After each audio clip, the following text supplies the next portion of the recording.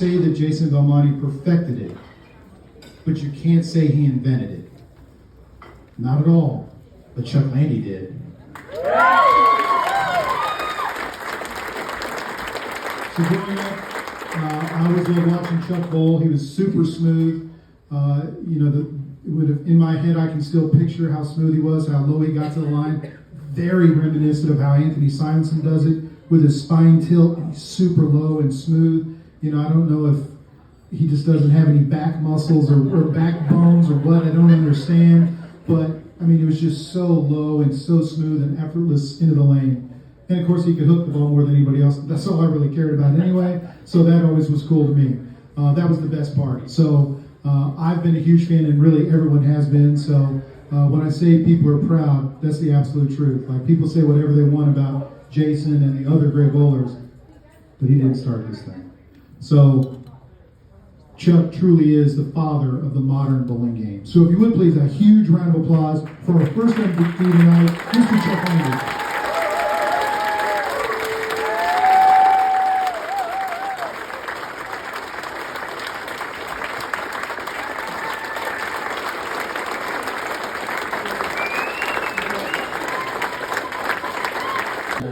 I kind of bet that I wouldn't, but thanks, Tony. Thanks, you guys. So you can be closer. I'm going to try to hold the tears back. But anyway, I'm at the age where I can't remember things to go to the grocery store, so I had to bring a little of this with me here.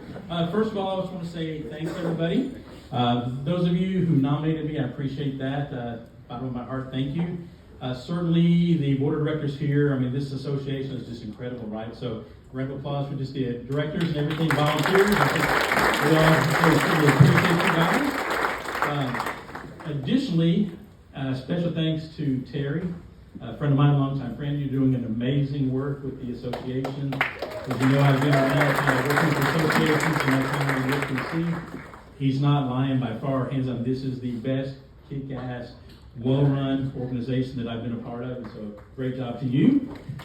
Same thing, Tony. I had no idea that you were as funny as you were, so man, thank you for that. My first time here, but it's really pretty amazing, right? I sit here and I'm like, I'm really, truly honored when I think about the people who belong to the Hall of Fame. Guys that I've grown up respecting.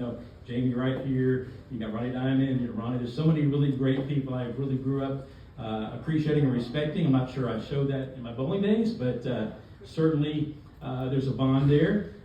Very true what you said about family. One of my topics I'm going to talk about is family.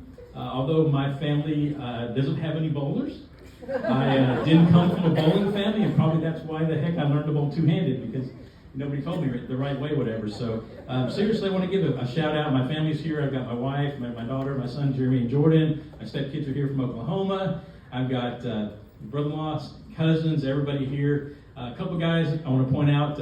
Ken Johnson, stand up real quick. A good friend of mine. We breathed together in the 80s on a summer tour. He's got some stories, but he's not going to probably share them with you guys today. Another good friend of mine, I asked to come out, Tony Lanning, to stand up real quick. I met Tony. One originally in Oklahoma. We became friends. We lived together in the Dallas area when he first moved here. Again, I think that kind of talks to like young guys here that are getting awards today. Long after your bowling career is over, you will have these bonds. So I want to say, don't forget to think about that, right? I look around, and truthfully, I haven't honestly bowled competitively in, 30-something years. It's crazy. Kind of out of the industry for about 10. And so, but I sit and I'm looking at the room, and I see guys, and it's like a family reunion. Some of my people, I'm happy to see you guys. Some of them maybe going, God, how did he get in here? So we're not going to be a crazy family, right? So I don't want to spend too much time talking about my bowling history as far as two-handed, because it really started by accident. If you want me to elaborate later, I'll be glad to answer a few questions. But I do want to share a few things of trivia, right? So I couldn't be more honored than to be a member and inductee along with two great guys and a great young lady. Little trivia. Everybody knows Chris Warren has the most PBA regional titles of any bowler in history. So congrats, Chris. Well deserving.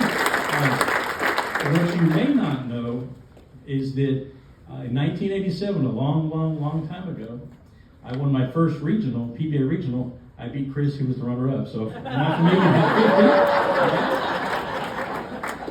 with second thing, after that event, it wasn't much longer that Chris begged me to bowl doubles with him in the PBA, and he and I won a regional in Big Spring. Two of my PBA titles have ties to Chris. I appreciate that. Billy Joe has been a friend of mine for a long time. Had a chance to compete with him in some regionals and things like that. Also enjoyed bowling at Redbird very much with the Cathey family. I was blessed that I won a regional there in front of my mom on Mother's Day, and so I always has a place in my heart. You guys are truthfully an amazing family proprietor group, and so I'm sure the association appreciates that. But I don't want to spend too much time again talking about stories, right? As a two-handed bowler, I started by accident. I didn't know, I just wanted to bowl. To tell you the story briefly, my mom, who again was not a bowler, put me and my twin sister in a bowling league. We were 12. At the age of 12, my sister was probably 5'5", already hit puberty. I was a little scrawny little guy, probably 4 foot.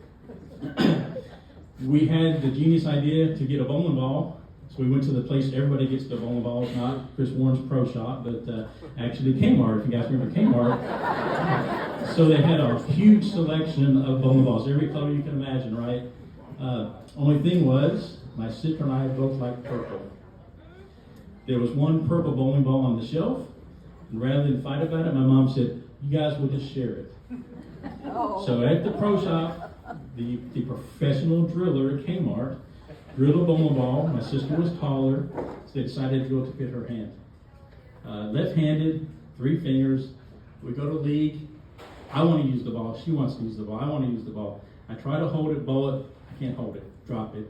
Rather than use a boring black bowling ball, I just used 2 hands to start bowling. So I sucked the first year, and I sucked the second year, but I just kept working at it. Eventually got pretty good.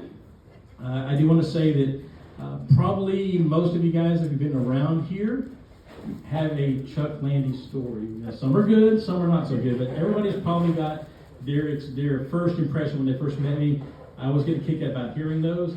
I can tell you guys who are two-handers today, the game has changed, but it's a welcomed delivery today, but was not necessarily when it first started. So. But I want to share one story today about one of my fellow Hall of Fame nominees, Billy Joe Cathey. So anyway, when the Facebook post came out that you guys made, right, about who the inductees were, who was going to get honored, I was flattered to see so many longtime bowlers. Hey, congratulations, Chuck. Congratulations, Chuck. Man, I remember you from back when, stuff like that, right? Well, Billy Joe had a comment on Facebook. So rather than butcher his words, I actually printed out a copy. So, he says, honored and humbled to be nominated and selected for the Hall of Fame. Even better being inducted with longtime friends Chris and Chuck. Chuck was definitely the OG two-hander. He came on the scene with a bang. I was leading the Dallas Morning News tournament at Bronco Bowl with like 4 games to go, and bam, this damn peewee bowler throwing the ball with 2 hands, shoots back-to-back 300s to blow by me, and I spent the next 15 years trying to figure out how to beat him. So, anyway, that kind of tells me that's some love and appreciation between the two. But for just kind of for memory's sake, hey, my cousin Mark, will you stand up for a second real quick? So I actually brought the trophy for you to kind of see it. So. If you want, you can look at it, you can touch it, you can borrow it, but you can't take it home, man. I'm sorry. So, anyway, again, that's the kind of the things that happen. So one of the things you guys probably already know is there's a huge camaraderie amongst us competitors. You got to separate the competitor on the lanes from the person's personality off the lanes, right? And I think when I was young, I kind of didn't get that, but now as I'm getting to the older, later stage and stuff like that, it's the memories of the bowlers, the friendships. The money for everybody's long gone, right? But the memories are certainly there, so I appreciate that. I do want to kind of just give the journey to you guys to kind of give you a little background about what it was like. Initially, people were just curious when I was bowling, right? It happened, here in the DFW area when I was coming up. I kind of felt I made it here. Then I started bowling regionals. And at regionals, you have no idea what it was like to try to concentrate on your game. And you kind of hear people whispering in the background. And you'd know when you'd see them pointing and talking, and they were all curious. And so you had to learn to kind of block that out because, the things that were said, sometimes, not always, people were genuinely curious. Some were genuinely haters, right? And I was just a kid trying to bowl. I think over the years, as I kind of competed at a high level, towns where they didn't know me the first year, people came up and talked to me the second year, things like that. So I think that the ridicule became more of acceptance. There were some people who protested, right? Some people that were still, even to this day, outspoken about two-handed delivery. I will tell everybody a secret, and that is two-handed bowlers do have an advantage even today, right? We do. Amen. But it's not what you're thinking, because we focus on our game, and it doesn't matter. We don't take away from our focus to focus on other guys who are delivering the ball. And I think that was a big advantage, was people just were so concerned with what I was doing, they took them off their game, whatever. So anyway, I guess kind of in closing, I just want to give a little bit of advice to some of the young people in the crowd. And I also do want to say that, truthfully, you guys are the future of the sport. From hearing these stories today, seeing you guys, I think for sure bowling is in real good hands. But for me, the key takeaways that I give are, number one, to pursue your dreams. Don't let anybody's negative energy or talks about you get in the back of your head and let you affect your game. Two, you got to believe in yourself even when others don't. Three, and probably the big one, enjoy the journey. Very few of you, even guys ourselves, are going to go on to become bowling millionaires in the sport. So enjoy the journey, because that's at the end, that's all you got is the memories and the friendships long after the money's gone. And then three, or I guess four, be good ambassadors to the sport, right? Because these guys up here are selflessly serving. I've known these guys when they were young, right? They're doing an incredible job serving the community of bowling.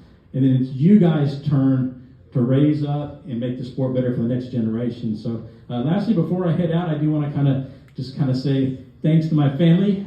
Again, Jordan, Jeremy, Paul, Christina, all you guys, thanks for coming. My brother-in-law and everything. Although they are not a bowling family, the things I learned in bowling really, stop listening over there. The things I learned in bowling really affected how I raised my kids. And the same things I share with you guys today about how to prepare for your lives has been very instrumental in their lives. But again, I want to say thank you guys. I appreciate it very much. And thanks again. It's just an honor.